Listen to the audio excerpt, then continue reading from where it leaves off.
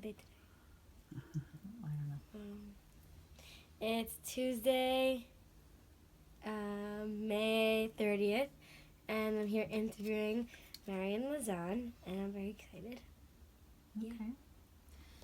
Thank you so much for allowing her to be here. It's my pleasure to be with Danielle, and I'm looking forward to answering your questions, and then some. Okay. So the first question is, what was your life like before everything started, before the Holocaust started?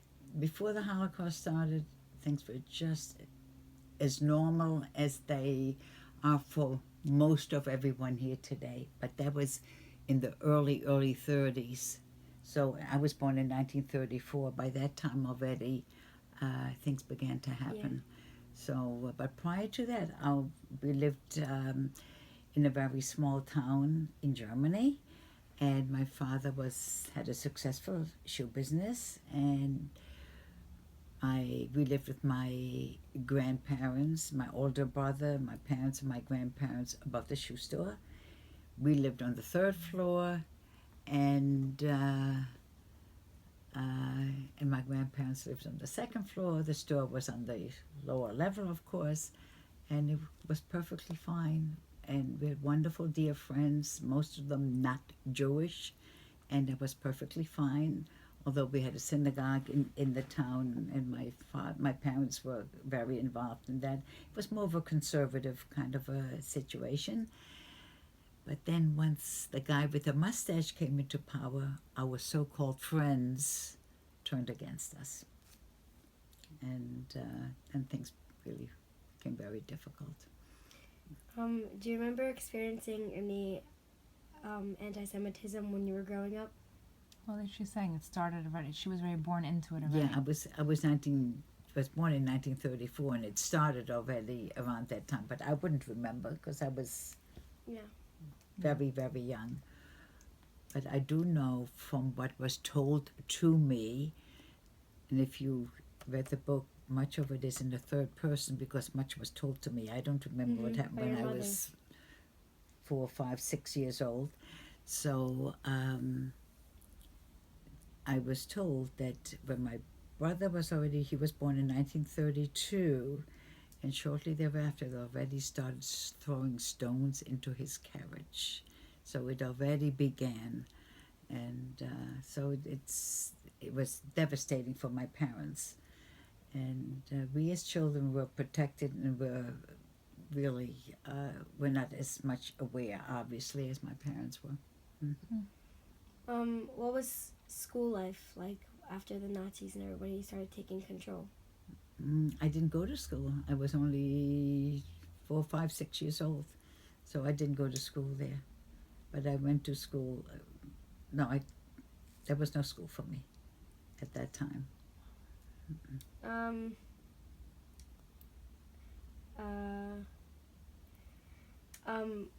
How do you cope emotionally with the Holocaust with your Holocaust experience? Good question. Good question. I separate myself from it ever having happened to me, and that's how I deal with it. First of all, the reason I can't talk about it as freely as I do is because I was very, very young at the time, and I was always with my mother, who had tremendous inner strength and fortitude, an amazing, amazing lady. She passed away just 4.5 years ago, Wow. 6 weeks short of 105. Wow. So, okay. That's amazing. Okay, and this was my mother on her 104th birthday. That's You can show amazing. that. What a beautiful woman. Amazing, amazing. So 104. her story must be a very interesting story as well. Altogether different from her perspective. Yes, of course. So difficult. I mean, there she was, a mother, and she had the 2 children. My brother was with my father in the men's section. I was with my mother. But she couldn't ease our pain. She couldn't give us anything to eat or drink. Completely helpless. And for parents, this was devastating. but she had such inner strength and such fortitude that that attitude and that perseverance and kept us going. Physically, we were finished.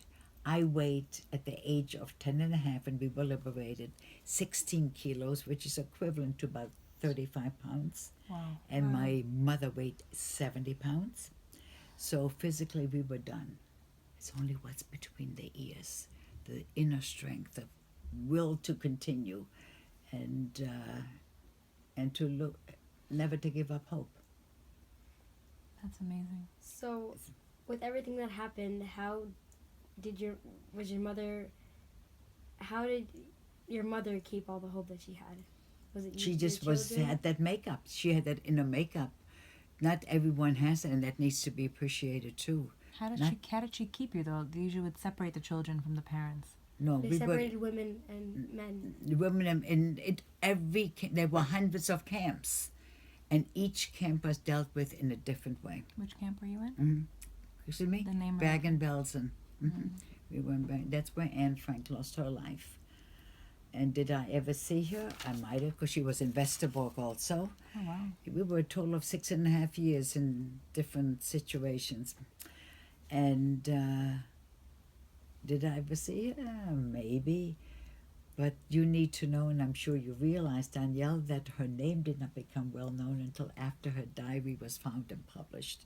Prior to that, she was just one of us. And the story that I share really picks up where hers left off.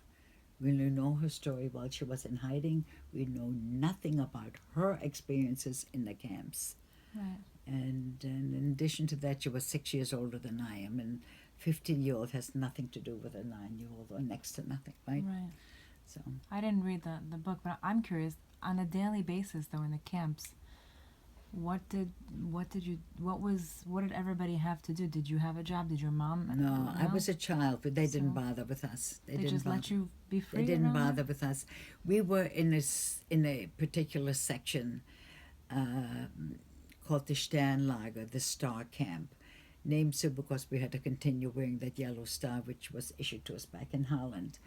And we were in this particular section with the hope of being exchanged for German nationals in Palestine.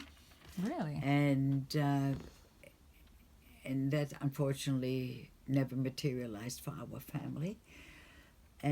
But some 200 were exchanged. Oh, really? And they were, oh yeah. So for whatever reason, of course it was one of our people to two of theirs, you know, Yeah. of course. So, but they did, because they Today wanted their it's one people to to be, 1,000 on exchange. so there's always a reason for everything. Wow. Yeah. So they just let the kids be free. I never knew that either. Yeah. In our particular section, it was not a problem. But what did we do all day? Nothing. Next time you say, I'm so bored, I'll tell you what boredom is. Nothing to do. There was absolutely nothing. We had no be very paper. We had, careful. what's You that? have to be very careful with everybody around, right? Well, we always looked out. We were always afraid. Right. I'm often asked what was the worst thing for me to deal with. As far as I'm concerned, it was to deal with the emotion of fear. Always afraid of what would happen to us next, afraid of who would die next. Would my mother come back from her work duty? Always afraid. And that was the worst. Yes, we were hungry. Yes, we were thirsty. Yes, we were in pain. If you read, I had a burnt leg. Yeah. Very severely burnt. Oh, goodness. And, but it was the fear. That was, for me, the worst. Everyone has their own. Right. But at first, as far as I've read, people thought that it was really work or temporary. They didn't really know what was of course happening. we didn't know and- exactly what was happening. But as time went on, we realized that what was happening. We were already told about the gas chambers in Auschwitz. We knew about that. And when we were finally put on the train at the end of the war, because they didn't know what to do with us anymore. There were thousands of us in Bergen-Belsen. So they thought, well, we'll get them to the east and get them to the gas chambers or wherever, and that would be the end. But they were shuttling us back and forth. They themselves had no idea. They were losing the war, and they knew it. But till the very end, they were hoping to get rid of as On many those- as on those possible. trains, And we knew that, and that train was the worst. They were for 2 weeks on the train, without food, without water, without bathrooms, without with anything. no medicines, no nothing, People were and dying no on the train. no toilets, nothing. Mm-mm.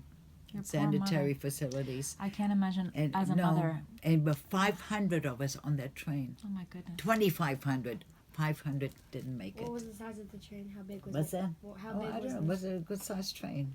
I don't know. It was a good And size. as a mother, to not be Yeah. able to help Oh, your it child was, is just. it was devastating. I mean, for my mother was, but look at her. I mean, just amazing. an amazing lady. Amazing. Did you ever see your father and your brother? Well, would see them when we were standing on appel every day. We Yeah, were counted. roll call. Roll call, yeah. And it was appel. Anyway, we had to stand there 5 in a row. We were counted. And How long did that usually last for? oh my, sometimes all day. Wow. Whatever their whim, no food, no water, no matter what the weather, without protective clothing. Frostbite was common, and we would treat our affected toes and fingers with the warmth of our own urine. That's how we treated it. You had nothing else. No choice. That was smart thinking. It is. Yeah. Unfortunately, it was So, no choice. So you would see your father and your brother at that time. at roll call, that's the first thing that we would look for, is for make sure that the family's still intact. And it's just always in fear, always in fear. It's amazing. Did you form any friendship with anybody? I had wonderful, dear friends throughout those 6.5 years. Many of them did not survive. Those who are still with us live in Israel, and we have children and grandchildren living in the country, and we go back frequently, and whenever we do, always visit our friends. Mm-hmm. That's beautiful. Yeah. Have you been back to Germany? Yeah, hold this for a moment. I think I may have to